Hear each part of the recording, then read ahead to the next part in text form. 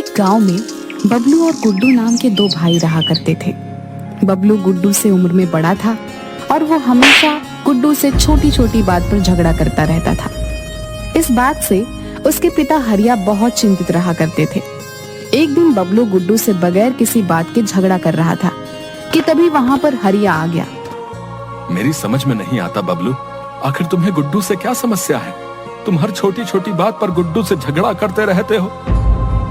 हाँ, आप तो गुड्डू का ही पक्ष लेंगे पिताजी, क्योंकि ये आपका लाडला बेटा जो है। ऐसी बात नहीं है बेटा, जितना प्रेम मैं गुड्डू से करता हूँ उतना ही प्रेम मैं तुमसे भी करता हूँ। मेरी समझ में ये नहीं आता कि आखिर तुम्हारे दिमाग में इतनी नफरत भर कौन रहा है।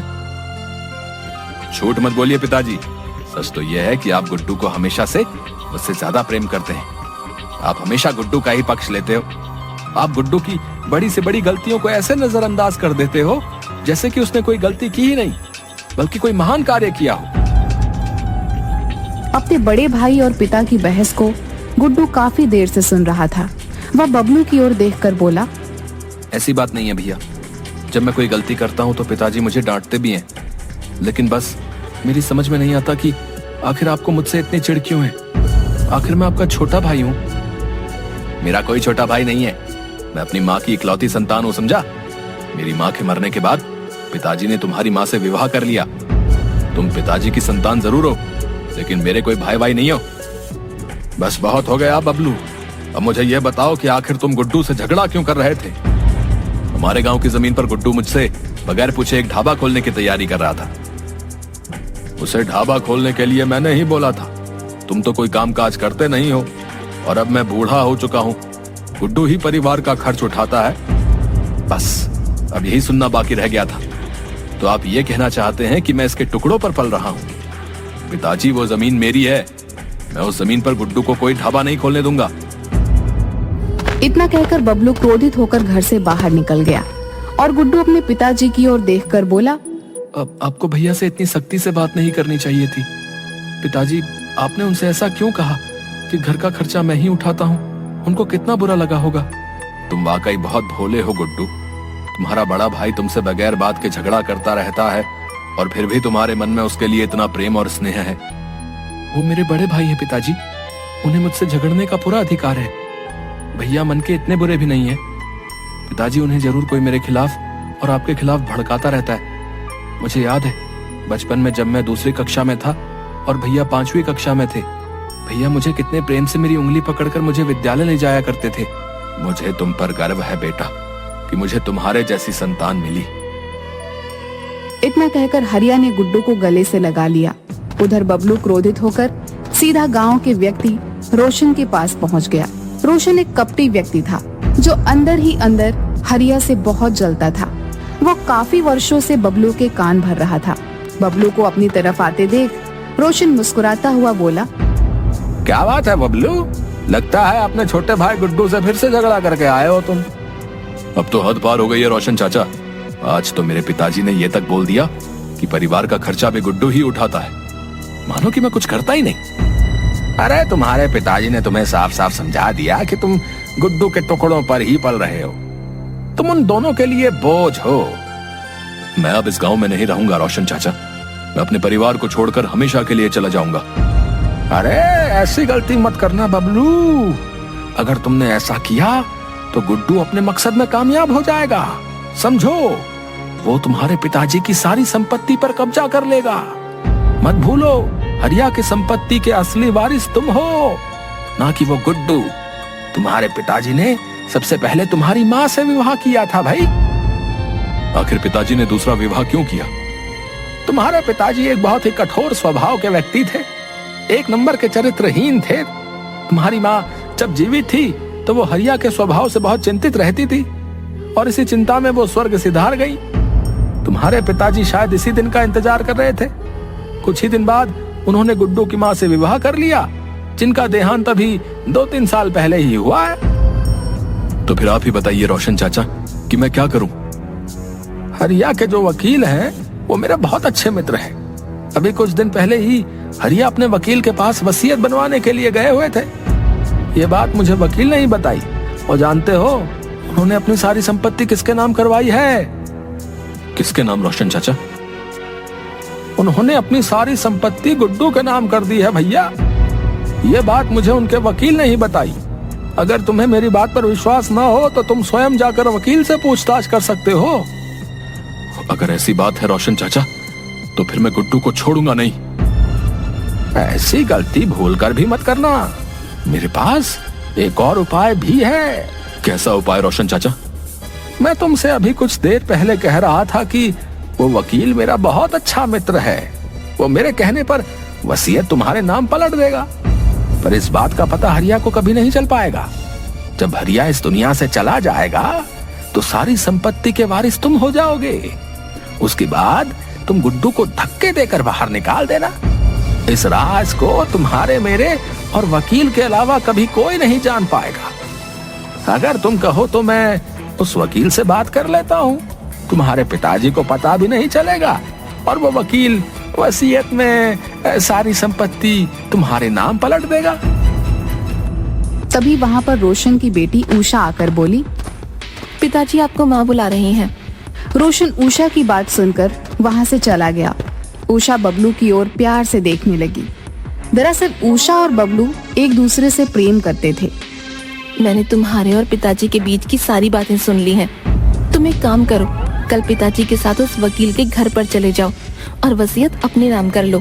जब तक तुम ऐसा नहीं करोगे, पिताजी मेरा विवाह तुमसे नहीं करेंगे। मैं कुछ समझा नहीं उषा, तुम क्या कहना चाहती हो? तुम ही बताओ ना बबलू, कोई पिता उस लड़के से अपनी बेटी का विवाह क्यों करेगा जिसके हाथ में कुछ भी ना हो? और फिलहाल तो तुम्हारे हाथ में कुछ भी नहीं है। जो कुछ भी है तुम्हारे छोटे भाई गुड्डू का है। उषा की बात सुनकर बबलू के चेहरे पर क्रोध आ गया और अगले दिन वह रोशन के साथ अपने पिता के वकील के पास चला गया, जो शायद उन्हीं का ही इंतजार कर रहा था। रोशन का फोन आ गया था बबलू कि तुम आने वाले हो। देखो भाई, मैं तुम्हारे पिताजी की वसीयत तुम्हारे नाम पलट दूंगा, लेकिन मुझे तुम्हारी संपत्ति में से 20% हिस्सा चाहिए। 20%? कहीं आपका दिमाग खराब तो नहीं हो गया? आप जानते भी हैं कि आप क्या कह रहे हैं। ये रकम तो लाखों में पहुंच जाएगी। अब देखो बबलू, तुम्हारे पिताजी ने सारी वसीयत तुम्हारे छोटे भाई के नाम कर रखी है। अगर तुम मुझे 20% नहीं देना चाहते हो तो कोई बात नहीं। 3 दिन बाद तो तुम वैसे भी सड़क पर आने ही वाले हो। अब मैं आपकी बात का मतलब नहीं समझा। दरअसल तुम्हारे पिताजी को ब्लड कैंसर है और ये बात उन्होंने तुमसे और तुम्हारे छोटे भाई से छुपा रखी है। उनकी मेडिकल रिपोर्ट्स मेरे पास अभी भी रखी हुई हैं। ज्यादा से ज्यादा वो 3 दिन के मेहमान हैं। रोशन बड़ी चालाकी से बबलू की ओर देखकर बोला, ये सोचने का समय नहीं है बबलू। इस वकील के मुंह पर 20% मारो और सारी वसीयत अपने नाम करवा लो। 3 दिन बाद तो तुम्हारा पिता वैसे ही मर जाएगा। रोशन की बात सुनकर बबलू बहुत गहरी सोच में डूबते हुए बोला, ठीक है, मैं आपको 20% देने के लिए तैयार हूँ।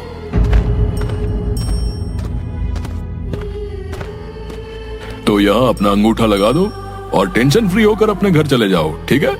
वसीयत तुम्हारे पिताजी के मरने के बाद ही सुनाई जाएगी।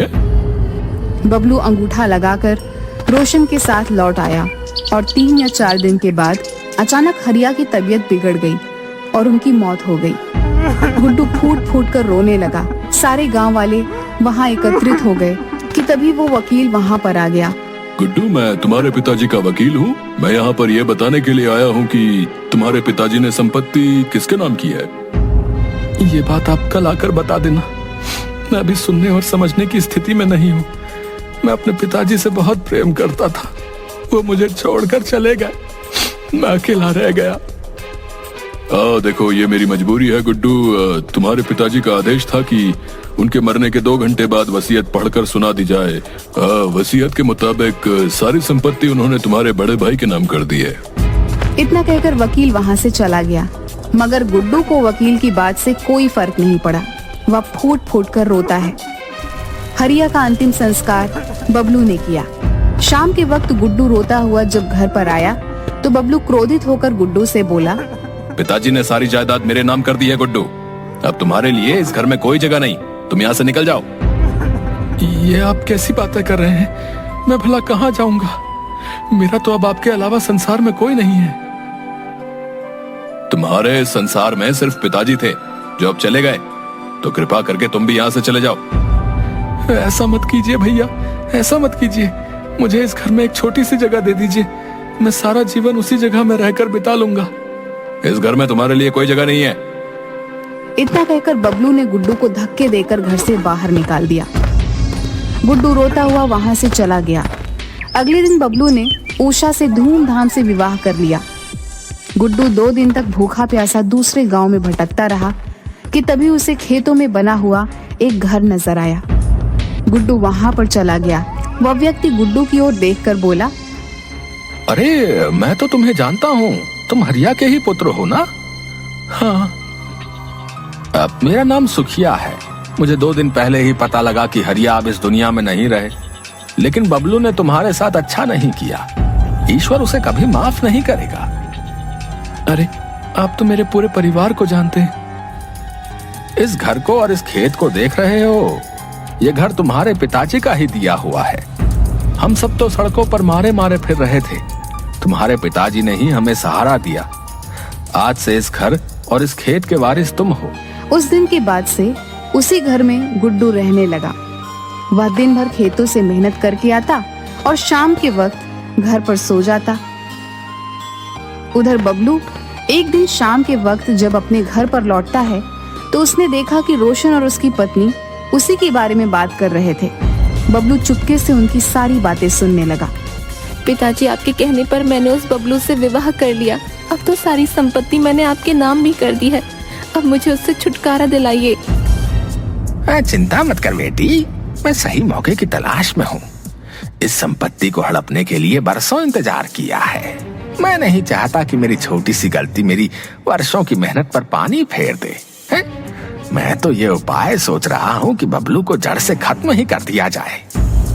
यह सुनकर बबलू बुरी तरीके से आश्चर्य में पड़ गया और क्रोधित होकर सीधा रोशन के सामने आकर बोला, मुझे तुमसे ये उम्मीद नहीं थी रोशन। तो इसका मतलब पिताजी सही कहते थे। तुम हमेशा मेरे परिवार के खिलाफ मेरे कान भरते रहते थे। और उषा, तुम तो मेरी पत्नी हो। काहे की पत्नी? मैंने सिर्फ पिताजी के कहने पर तुमसे विवाह किया है। निकल जाओ यहाँ से, इससे पहले कि मैं तुम्हें धक्के देकर बाहर निकाल दूं। ये घर मेरा है नहीं, तुम्हारा था। तुम्हें शायद याद नहीं कि तुमने उस वकील के यहाँ पर अंगूठा भी लगाया था और जायदाद हथिया ली थी। उसी वकील ने वसीयत पर तुम्हारा नाम नहीं बल्कि मेरा नाम लिखा था। रोशन और उसकी पत्नी उषा ने बबलू को धक्के देकर घर से बाहर निकाल दिया। नंदी पछतावे के आंसू लिए हुए वहां से चला गया। उसे अपने पिताजी और छोटे भाई की बहुत याद आने लगी। कुछ दिनों तक बबलू ऐसे ही भटकता हुआ उसी जगह पर पहुंच गया जहां उसका छोटा भाई रह रहा था। अपने भाई को देखकर गुड्डू दौड़ता हुआ बबलू के पास पहुंच गया। अरे भैया, आपकी दशा इतनी बुरी कैसे हो गई?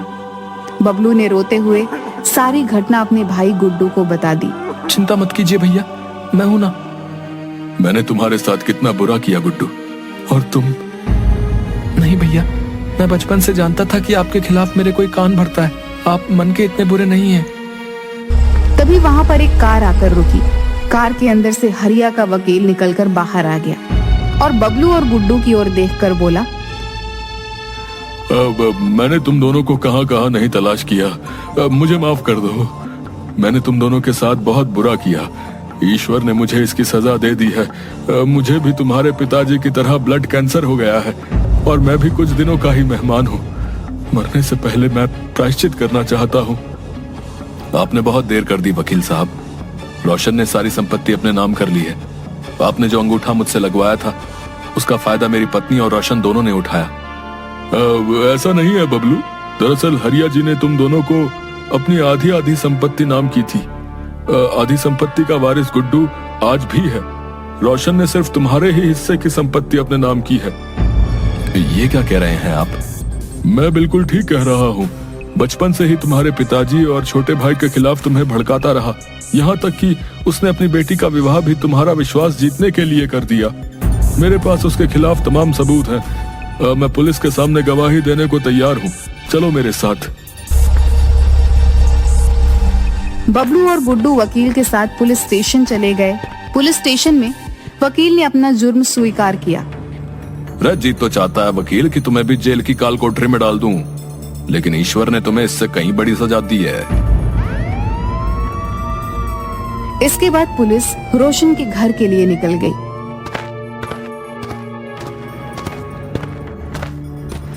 रे पकड़ लो हवलदार ने।